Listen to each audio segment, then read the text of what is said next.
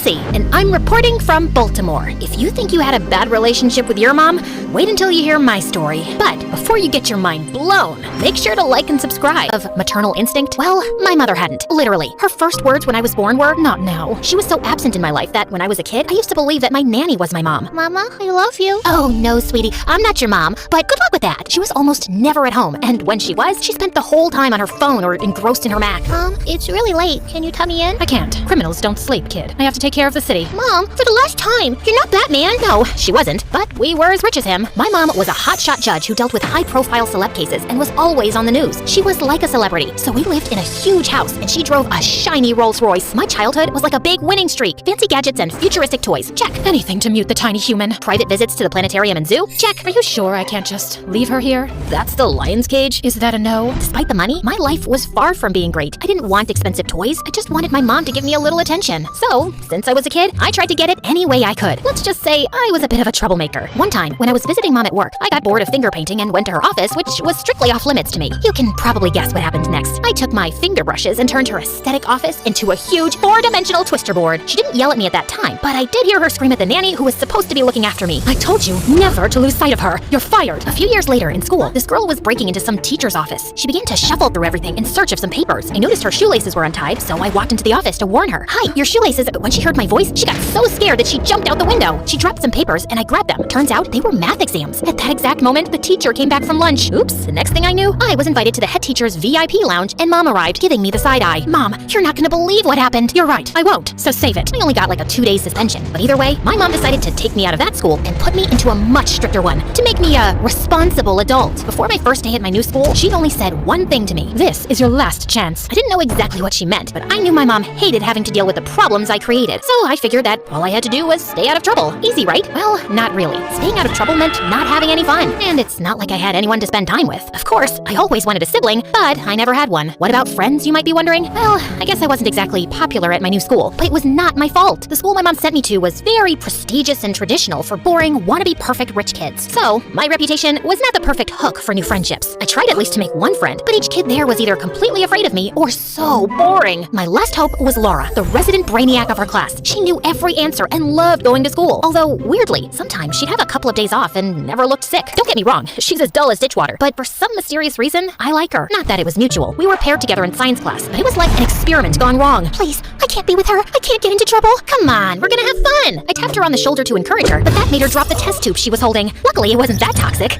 Nah, I'm just kidding. It was really toxic, and the school had to be evacuated. I was really trying to stay out of trouble, but trouble seemed to chase me. Outside the school, while we were waiting for the men in suits to take care of the hazard, a boy started to pick on Laura with his little drone. He kept flying it closer and closer to her. Laura covered her head and threw herself to the ground while everyone laughed. "Stop! Leave me alone!" He didn't, so I had to step up for my new friend. I picked up this big stone and threw it at the drone. But turns out my aim is not that good, as I bullseyed it into the head teacher's car window. When my mom found out that I had started a chemical disaster at school and vandalized a teacher's car on the same day, she was absolutely furious. "Let's go. When we get home, you are gonna start packing." "Packing? Where are we going?" "We are not going anywhere. You are going to boarding school." I thought she was joking, but she was dead serious. "Mom, no, stop. Let me explain. There was this drone, and I tried to defend my friend Laura and—" "Stop lying for once. You're out of control, and I'm on the biggest case of my career. You need someone who can straighten you out." Then, just like Voldemort when you said his name, someone interrupted our discussion. "Hi, I'm sorry. I couldn't help it over here. I'm Laura's mother, Kelsey's friend." "Great, she's gonna defend me." "I can take her in if you want. I'm a specialist in child behavior." "What? This must be a joke." Spoiler warning, it wasn't. "I'm sure I can turn your little Kelsey into a perfect student, like my Laura." I looked at Laura, and she looked at me with some despair, as if she was trying to tell me something without speaking. She subtly shook her head. "What is it? She wants me to go to the bathroom?" "So, what do you say? It sounds ideal." Before I could protest, my mom had already arranged to pay a generous sum of money to straighten me out. I was immediately shipped to Laura's house, only with a suitcase of my possessions. I didn't even get to say goodbye to my mother. How could mom do this to me? If she'd taken the time to listen, then she'd know I did nothing wrong. This can't get any worse. Okay, you might think that staying with Laura's family sounded better than a boarding school, right? Well, trust me, it wasn't. It was much worse. Let me spill the tea on Laura's parents. The dad was never there, always working, just like mom did. I didn't think I saw him even once. The worst part, he was the good parent there, because Laura's mom, she didn't love. If my mom had a cold heart, hers was a certified iceberg. Lights out at 7 p.m. Breakfast 5:30 a.m. sharp. Then it's silent study until school. Silent study? Talking unless invited means losing privileges. After school, it's silent study again until dinner. When can I use my phone? Breakfast 4:30 a.m. tomorrow. Wait, what? But 3:30 a.m. for both of you. Then I saw Laura with her finger over her lips, desperately trying to get me to shush. Hand me your phone. All social networks are completely banned. What? I can't miss my daily dose of MSA.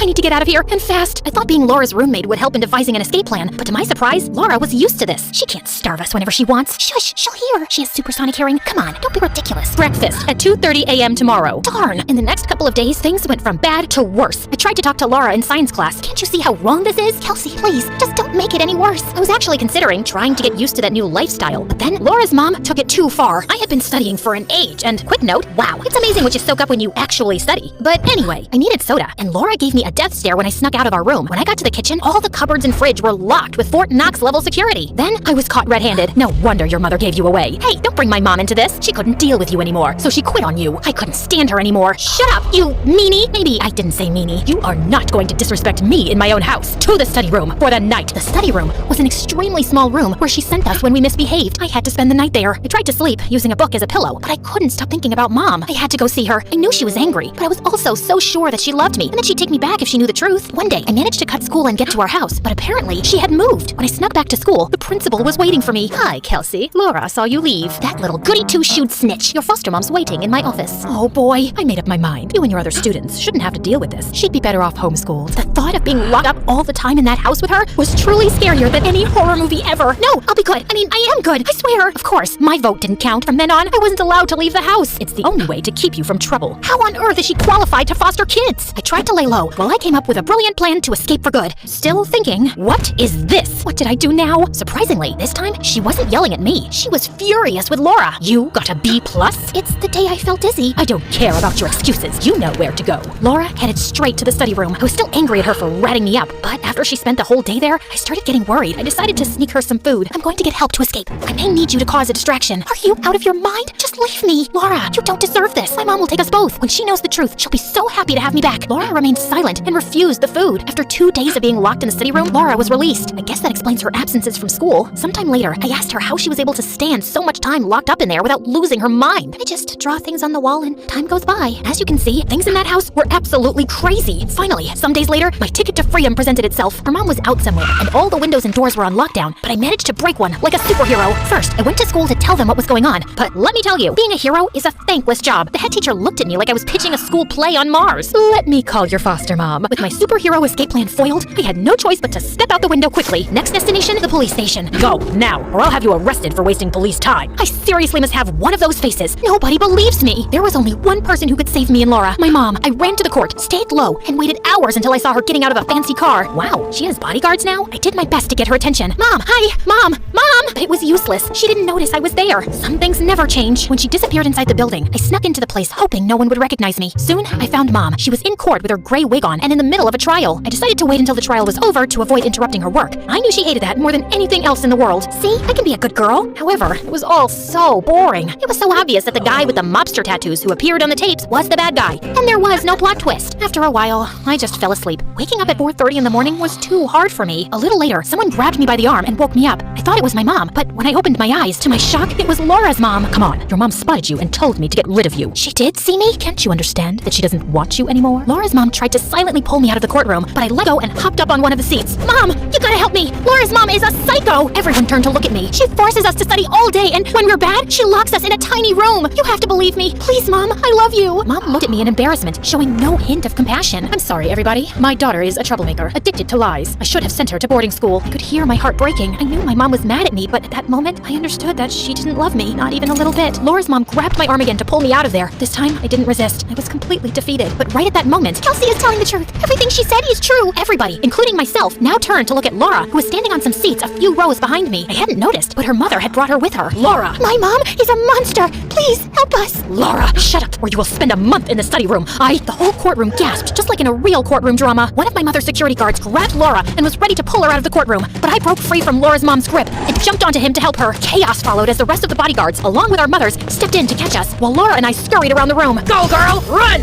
Be free! A few seconds later, more people from the courthouse came in and finally caught us. We were taken to an office where Laura and I awaited our fate. I'm sorry I dragged you in into this, your mom will be extra hard on us. You can say that again. For what it's worth, thanks for sticking up for me. You should have seen your mom's face. I always knew you had it in you. I guess your rebellion inspired me. Finally, we were friends. After a few hours, somebody finally came. Girls, we held hands and waited for the worst. We investigated what you said, and apparently you were right. At your mom's house, Laura, we found the study room with your drawings inside, so she was detained and you will go to another family's house. What about me? You're going with your mother. She wants to apologize. I'm really sorry, Kelsey. I should have believed you. I don't know how I can make it up to you. Well, to start, we can take Laura in. Done. Laura smiled and I hugged her. We moved in with my mother. Her remorse was short-lived and she soon returned to her old ways, ignoring our existence completely. But we didn't care. Me and Laura had each other. We became not only friends, but sisters. I told you guys I always wanted a sibling. As soon as we turned 18, we moved in together and started a new life far from our mothers. A happy life, because family isn't the only one you're born with. It's also the people you encounter along the way. The ones who support and love you, no matter what.